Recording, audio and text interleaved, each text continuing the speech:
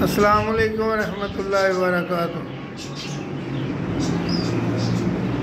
ये अमरूद के पौधे मैंने गमले में छत के ऊपर लगाए हुए हैं। अल्हम्दुलिल्लाह पिछले साल भी इसने काफ़ी फल दी है, तो अब भी भरा हुआ है माशाल्लाह फलों से। तो इंशाल्लाह ताला ये कोई महीने तक इंशाल्लाह ताला तैयार हो जाएंगे। ये बड़ा अमरूद बन जाता है, ये तकरीबन 300-400 ग्राम का एक पीस बन जाता है। ये छोटा सा पौधा है,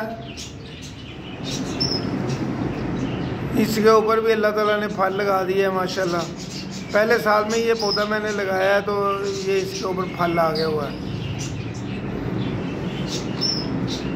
आप भी अगर इस तरह का फल लगाना चाहते हैं तो अपने छत पे, अपने घर में जहाँ भी आपको स्पेस मिलती है आप लगाएं। ऑर्गेनिक ये सारे फल हैं, इसके अंदर सारी मैं खुद खाद तैयार करके इसमें डाली जाती है।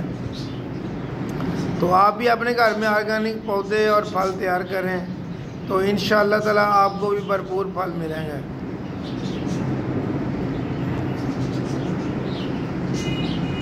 ये कोई 5 से 6 किस्म के अल्हम्दुलिल्लाह अमरूद मेरे पास हैं।